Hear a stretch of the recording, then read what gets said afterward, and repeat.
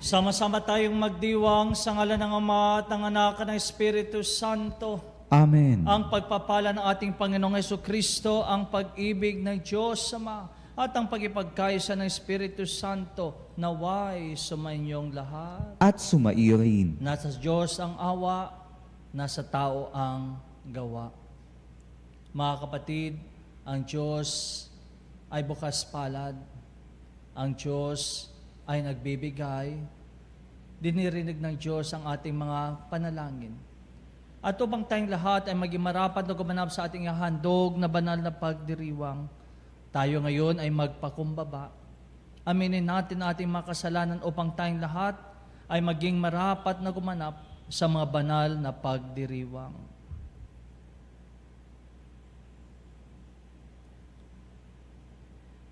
Tayo pong lahat, inaamin ko sa makapangyarihang Diyos at sa inyo mga kapatid, na lubha kong nagkasala sa isip, sa salita, sa gawa, at sa aking pagkukulang.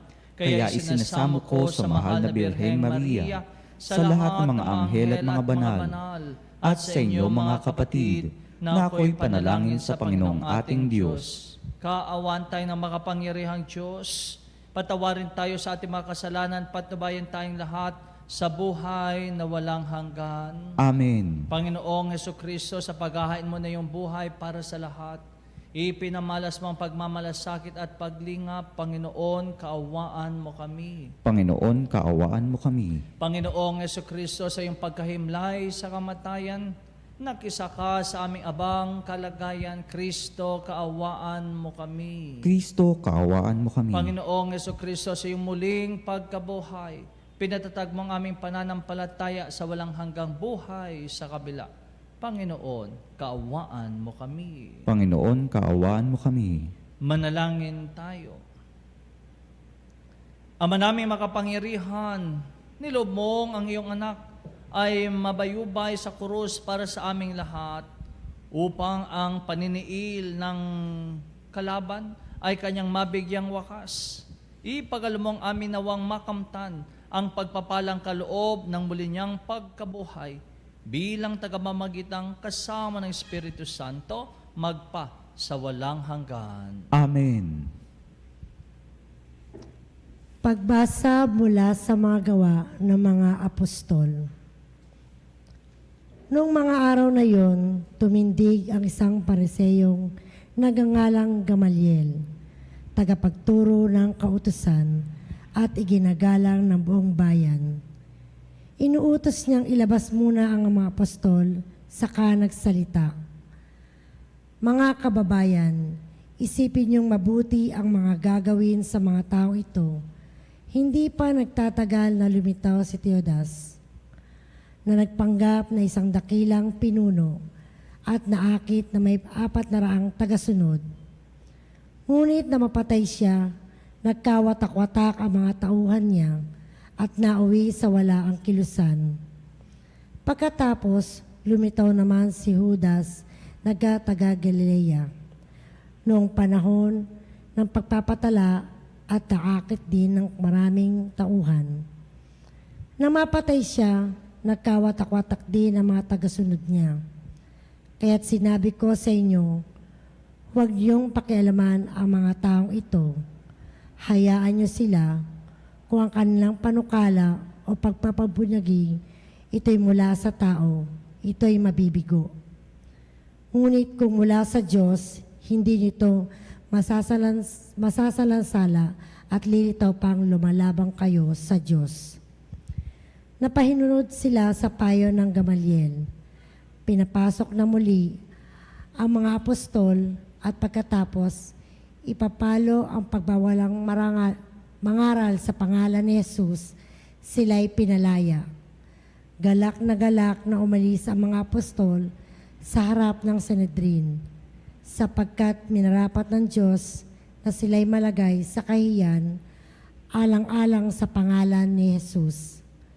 At araw-araw, nagpupunta sila sa templo at sa mga taga-tahanan at doon nagturo at nangangaral tungkol kay Jesus, ang Kristo. ang salita ng Diyos. Salamat sa Diyos. Ang tanging aking mithiin, Panginooy, makapiling. Ang tanging aking mithi, Panginooy makapiling. Tanglaw ko ang poon aking kaligtasan, kaya walang takot ako'y kanino man. Sa mga panganib, kanya'y iingatan, kaya naman ako'y walang agam-agam. Ang tanging aking mithi, Panginooy makapiling.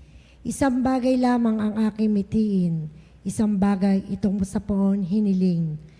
Ang ako'y ulumagi sa banal na templo, apang kagandahan niya'y mamamasdan ko, at yaong patnubay niya ay matamo. Ang tanging aking mithi, Panginooy makapiling. Ako'y nananalig na bago mamatay, masaksihan ko ang iyong kabutihan, na igagawad mo sa mga hinirang.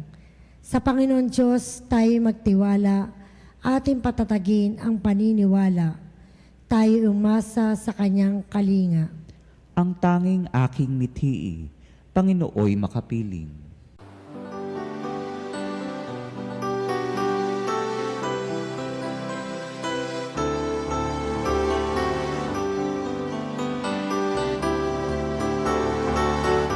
Hallelujah, hallelujah, hallelujah, hallelujah, hallelujah, hallelujah, hallelujah.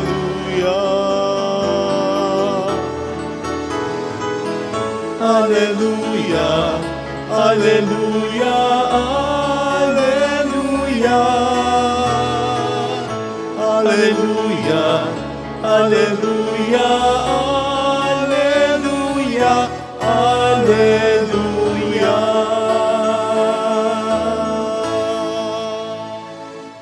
Sumainyo ang Panginoon. At sumairi, Ang pagpapahayag ng mabuting balita ng Panginoon ayon kay San Juan. papuri sa iyo, Panginoon.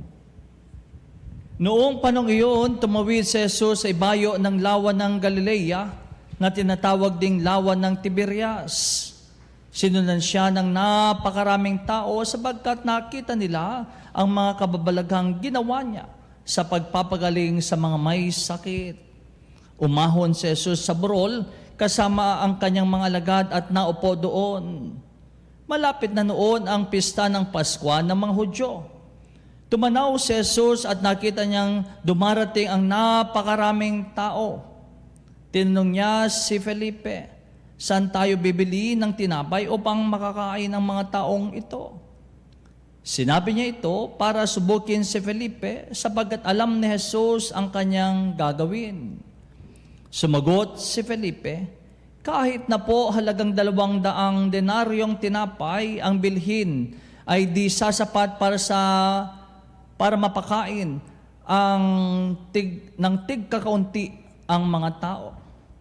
Sinabi ng isa sa kanyang malagad, si Andres, na kapatid ni Simon Pedro, mayroon po ritong isang batang lalaki na may 5 tinapay na sebada at 2 isda. Ngunit gaano na ito sa ganyang karaming tao? Paupuin ninyo sila. Wika ni Jesus. Madamo sa lugar na iyon, umupo ang lahat, humigit kumulang sa 5,000 mga lalaki. Kinuha ni Jesus ang tinapay at matapos magpasalamat sa Diyos ay pinamahagi sa mga tao. Gayon din ang ginawa niya sa isda. Binigyan ang lahat hanggat sa gusto nila. At nang makakain na sila, sinabi nila sa mga alagad, tipunin ninyo ang lumabis para hindi masayang. Gayon nga ang ginawa nila at nakapuno sila ng 12 bakol. Nang makita ng mga tao ang kababalaghang ginawa ni Jesus, sinabi nila, tunay na ito ang propetang paparito sa sanlibutan. Nahalata ni Jesus na lalapit ang mga tao at pilit siyang kukunin upang gawing hari. Kaya muli siyang umalis na mag-isa patungo sa kaburulan. Mga kapatid, ang mabuting balita ng Panginoon. Pinupuri ka namin, Panginoong Hesukristo. Isang mapagpalang umaga po sa ating lahat. At tayo po ay tayong mga Pilipino, meron ho tayong paboritong salawikain, no? O kasabihan. At ano po yun? Nasa Diyos ang awa, nasa tao ang gawa. Yan, no? Madalas po natin yan nakikita sa ating mga classrooms. Nasa Diyos ang awa, nasa tao ang gawa. Ano ba ang awa ng Diyos? Ang awa po ng Diyos ay ang pag-ibig o grasya na kusa niyang ibinibigay kahit hindi tayo karapat-dapat. Hindi man tayo karapat-dapat, kusa niya itong binibigay. Sapagkat ang puso ng Diyos ay mawain at mahabagin. Subalit, ang grasya, ang pagpapala ng Diyos ay hindi ho yan nahuhulog sa ating harapan. No? Hindi ho yan nahuhulog mula sa langit. Kailangan ho natin niyang pagsumikapan para matanggap ho natin ang grasya ng Diyos. Ibig ngayon sabihin mga kapatid, kailangan ho tayong gumawa. We have to cooperate, makibahagi, makiisa sa grasya ng Diyos upang sa ganon ito po ay ating makamtan. Upang ito po ay ating makamit. Sa ating Ebanghelyo ay natunghayan ho natin ang isa namang himala ni Jesus. Siya po ay nagpakain ng libo-libo. At nakita ni Jesus ang pangailangan ng mga tao, nahabag si Jesus sapagkat alam niya na gutom ang mga tao. No? Kayang-kaya namang pakainin ni Kristo ang mga ganong karaming tao. No? Siya po, ating halalahanin na siya po ay makapangyarihan. Siya po ay Diyos. Sa isang iglap, kayang-kaya niya itong gawin, pakainin ang mga tao. Subalit, no, kailangan din niyang turuan ang kanyang mga alagad na magmalasakit. No? Magmalasakit. Kaya nga tinanong niya si Felipe, no? Paano natin sila mapapakain? Meron ba kayong dala diyan? No? Lahat na ng himala, ginawa ni Kristo. No? Napadilat niya ang mata ng mga bulag, nakarinig ang mga bingi, nakapagsalita ang mga pipi, ang mga patay ay muling nabuhay. Kayang-kaya silang pakainin ng Diyos. Subalit, kailangan ding turuan ng Diyos ang kanyang mga alagad, ang kanyang mga tagasunod na magmalasakit. No? Magmalasakit sa kapwa. Na para bang sinasabi niya sa kanyang mga alagad na sila ay tumanggap ng pagpapala, sila ay tumanggap ng grasya mula sa Diyos, at dahil sila po ay tumanggap sa grasya at pagpapala sa Diyos, kailangan din silang magmalasakit sa kanilang kapwa-tao. No? At tignan niyo po ang nangyari sa ating Ebanghelyo. Nagkaroon ng himala, kumain ang libo-libo sapagkat may isang batang nagmalasakit. Nagbahagi siya ng kanyang 5 tinapay, ibinahagi niya ang kanyang 2 isda. No? Kung naging maramot ang bata, kung sarili lang niya ang kanyang inisip, no? Kung sinabi niya sa kanyang sarili, magugutom ako, hindi ko na ito ibabahagi, magugutom din ako. Kung inisip niya lang ang kanyang sarili, wala sanang himala na nagawa ang ating Panginoon. Amen? Subalit dahil ang bata na yan ay nagmalasakit, no? Ibinahagi niya kung anong meron siya.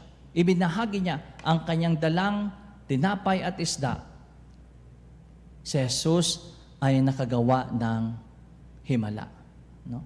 Nasa Diyos ang awa, nasa tao ang gawa. Amen? At saksihan ho natin yan. Ngayong mga nagdaang mga taon, tayo po ay nagkaroon ng matinding pagsubok.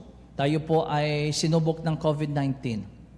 Bagamat marami ho sa atin ang nagkasakit, marami ho sa atin ang nawala ng trabaho, marami din ho sa atin ang namatay.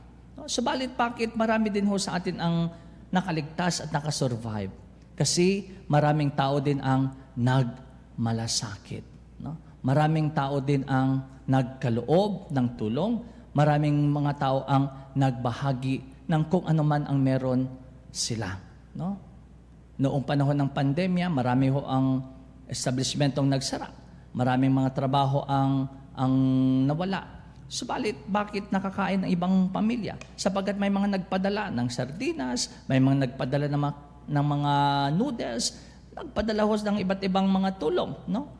Marami ang nagbahagi. Nagkaroon ho tayo ng mga community pantries, no? Nagkaroon ho tayo ng mga iba't ibang mga grupo para magpahamahagi ng ayuda, no? So you see, my dear brothers and sisters, no? Nasaksihan ho natin na pwede palang maghimala ang Diyos. Na may himala ang Diyos kung tayo po, una't higit sa lahat, maniniwala sa awa ng Diyos. Ikalawa, kung tayo din po ay handang magbahagi, magmalasakit sa ating kapwa-tao. Amen? Marami ho sa atin ang ayaw magbigay. Marami ho ang takot magbahagi. Bakit? Kasi hindi ho tayo naniniwala sa habag, sa awa ng Diyos. At itong himala na ginawa ng Diyos ay nasasaksihan ho natin araw-araw. No? Ito'y pinapakita niya sa atin araw-araw. Sa tuwing tayo po ay nagdiriwang ng banal na misa, binubusog ho tayo ng Diyos, ng Kanyang salita, ng Kanyang sarili. Sa tuwing tayo po ay nagdiriwang ng banal na misa, pinapakain tayo ng Diyos. Sa tuwing tayo po ay nagdiriwang ng banal na misa, tayo po ay pinapalalahanan ng Diyos ng Kanyang dakilang awa at habag sa ating lahat.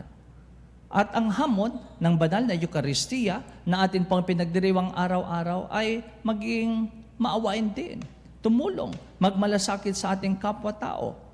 Yun ang hamon ng Ebanghelyo. Yun ang hamon ng Eucharistia. Kaya hilingin ho natin sa Diyos, mga kapatid, na naway matulad ho tayo sa batang nagbahagi ng kung ano man ang meron siya. No? Matuto ho tayong magmalasakit sa ating kapwa. Hilingin ho natin sa Diyos na naway tulungan niya ho tayong makaramdam, no, ng pangailangan ng ating kapwa, tugunin ang pangailangan ng ating kapwa, magmalasakit sa ating kapwa, upang sa ganon, araw-araw ay matutunghayan ho natin ang himala ng Diyos, ang himala ng muling pagkabuhay ni Jesus.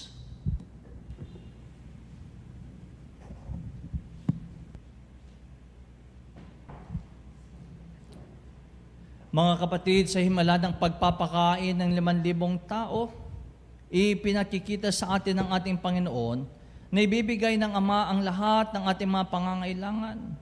Hilingin natin sa Kanya ang lahat ng mabubuting bagay na maipagkakalob niya sa atin. Sa bawat kahilingan ng ating itutugon, Panginoon, bigyan mo kami ng aming kakanin araw-araw. Panginoon, bigyan mo kami ng aming kakanin araw-araw. Ang mga pinuno ng simbahan naway magpakita ng katulad ng pagkahabag na ipinamalas ni Jesus upang makanin ang mga taong nagugutom. Manalangin tayo sa Panginoon. Panginoon, bigyan mo kami ng aming kakanin araw-araw. Ang mga Kristiyano naway tularan ang ginawa ng batang nagbahagi ng kanyang pagkain at magbahagi rin ng anumang maaring makatulong sa mga nangangailangan. Manalangin tayo sa Panginoon. Panginoon, bigyan mo kami ng aming kakanin araw-araw. Ang mga kabataan naway matagpuan si Kristo bilang tugon sa kanilang pagkauhaw at pagkagutom. Manalangin tayo sa Panginoon. Panginoon, bigyan mo kami ng aming kakanin araw-araw. Ang mga may sakit naway makatanggap ng tulong para sa kanilang katawan at kaluluwa mula sa mga nangangalaga sa kanila. Manalangin tayo sa Panginoon. Panginoon, bigyan mo kami ng aming kakanin araw-araw. Ang mga yumaong mahal natin sa buhay naway makasalo sa walang hanggang piging sa kaharian ng Diyos. Manalangin tayo sa Panginoon. Panginoon, bigyan mo kami ng aming kakanin araw-araw. Mapagmahal na Ama, dinggin mo ang aming panalangin ng iyong bayang nagtitipon upang mag-alay at tanggapin ang handog na walang pagmamaliw. Ang iyong anak na nabubuhay at naghahari, magpa sa walang hanggan. Amen. Ang himig mo ang aming ko. Lahat ng ito'y nagmula sa iyo. Muling ihahandog sa'yo. Buong puso kong inaalay sa'yo. O Diyos, O Panginoon, lahat ay biyayang aming inampon, aming buhay at kakayahan. Ito'y para lamang sa iyong kalwalhatian.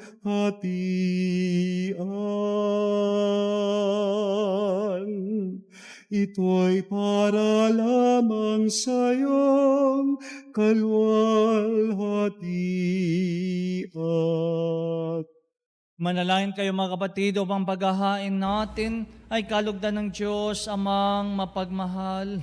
Tanggapin nawa ng Panginoon itong paghahain sa iyong mga kamay, sa kapurihan niya at karangalan sa ating kapakinabangan at sa buong sambayanan niyang banal. Ama naming lumikha, tanggapin mo at kalugdan ang mga alay na iyong angkan upang sa tulong ng iyong paglingap at pagsubaybay, ang bigay mo sa aming puhunan ay hindi masayang, kundi tumubo pa ng mga kaloob mong walang katapusan sa pamamagitan ni Jesucristo kasama ng Espiritu Santo magpa sa walang hanggan. Amen. Sumainyo ang Panginoon. At sumaiyo Itaas sa rin. Diyos ang iyong puso at diwa. Itinaas na namin sa Panginoon. Pasalamatan natin ang Panginoong ating Diyos. Marapat na siya ay pasalamatan. Ama naming makapangyarihan, tunay nga marapat na ikaw ay aming pasalamatan.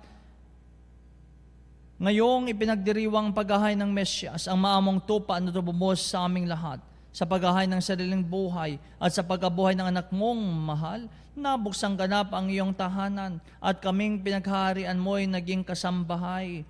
Sa pagkamatay niya sa krus, nalupig ang kamatayan. Sa kanyang pagkabuhay, naging buhay siya ng tanan. Kaya kaisa ng mga anghel na nagsisiyawit ng papuri sa iyo, nang walang humpay sa kalangitan kami nagbubunyi sa iyong kadakilaan.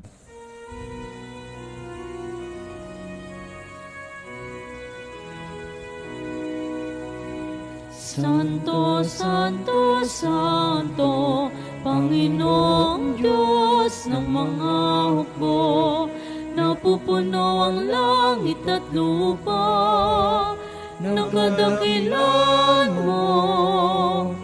Hosana, Hosana sa kaitaasan. Pinagpalang na paririto sa ngalan ng Panginoon. Hosana, Hosana sa kaitaasan.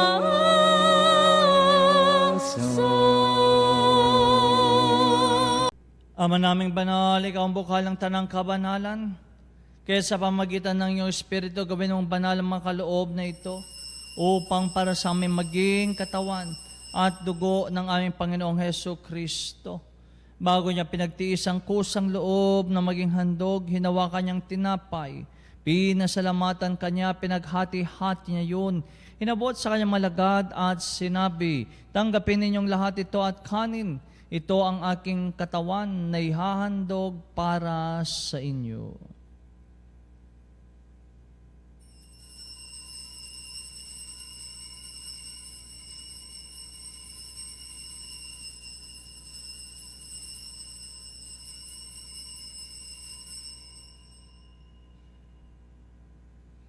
Gayon din naman nung matapos ang hapunan, hinawakan niyang kalis, muli kanyang pinasalamatan, inabot niyang kalis sa kanyang malagad at sinabi, tanggapin ninyong lahat ito at inumin itong kalis ng aking dugo, ng bago at walang hanggang tipan, ang aking dugo na ibubos para sa inyo at para sa lahat sa kapagpapatawad ng mga kasalanan.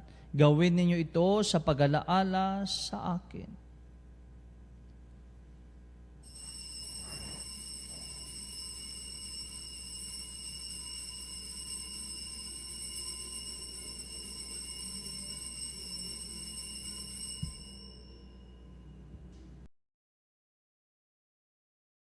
Ang misteryo ng pananampalataya.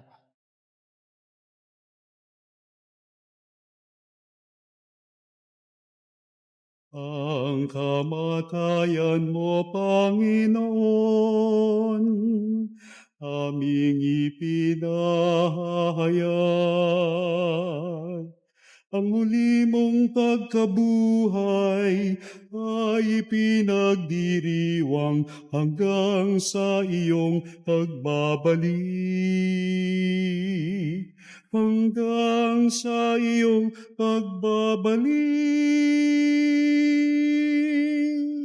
Ang mga ginagawa namin ngayon ang pag-alaala sa pagmatay at muling pagkabuhay ng iyong anak. Kaya dinaalay namin sa iyo ang tinapay na nagbibigay buhay, arangkalis na nagkakalob ng kaligtasan. Kami nagpapasalamat dahil kami minarapat na tumayo sa harap mo para maglingkod sa iyo. Isinasama namin kami magsalo-salo sa katawan at dugo ni Kristo ay mabuklod sa pagkakaisa sa pamagitan ng Espiritu Santo.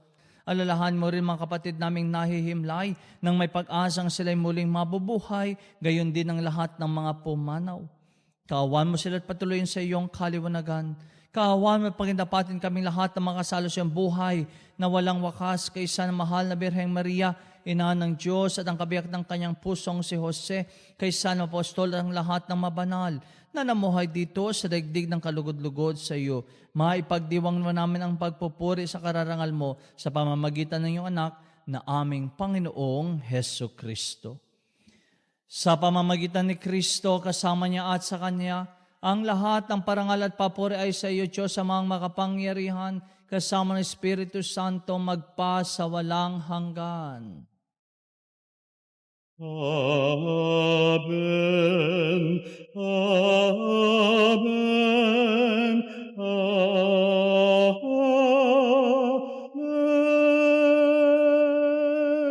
Nasa Diyos ang awa, nasa tao ang gawa. Sama-sama tayong dumulog sa ating Ama, bukal ng pagpapala sa panalangin itinuro sa atin ni Jesus.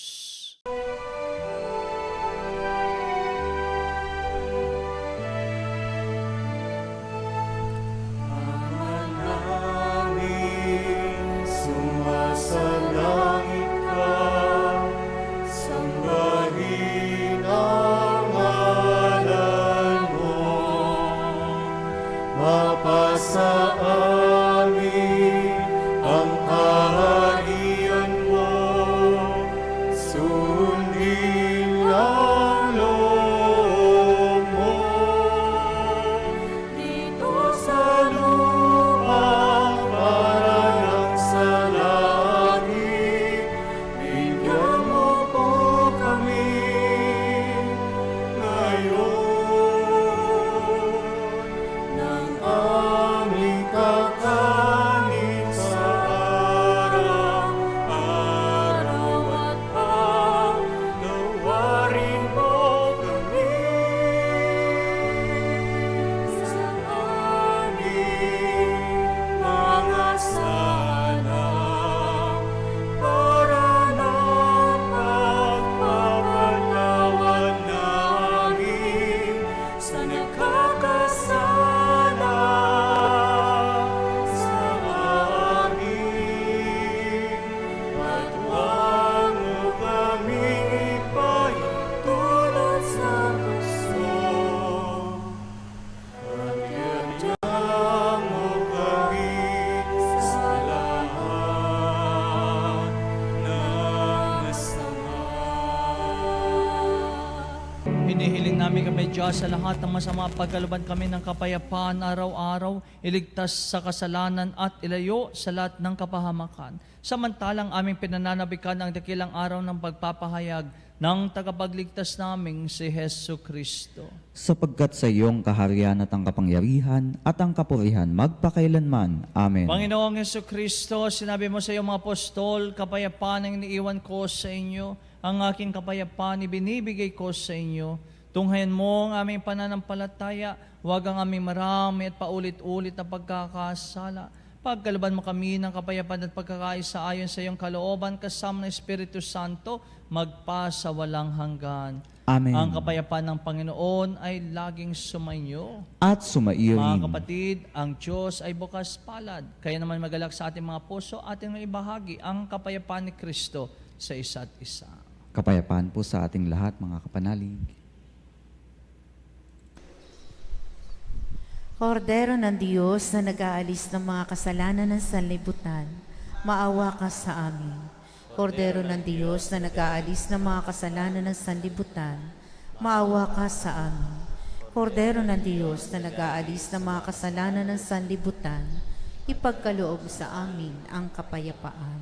Mga kapatid, narito si Kristo, ang Diyos na bukas palad, ang Diyos na nagkakaloob, Diyos ng awa at habag. Ang kordero ng Diyos na nag-aalis sa mga kasalanan ng sanlibutan, mapapalad tayong inanyayahan sa piging ng Panginoon. Panginoon, hindi ako karapat dapat na magpatuloy sa iyo, ngunit sa isang salita mo lamang ay gagaling na ako.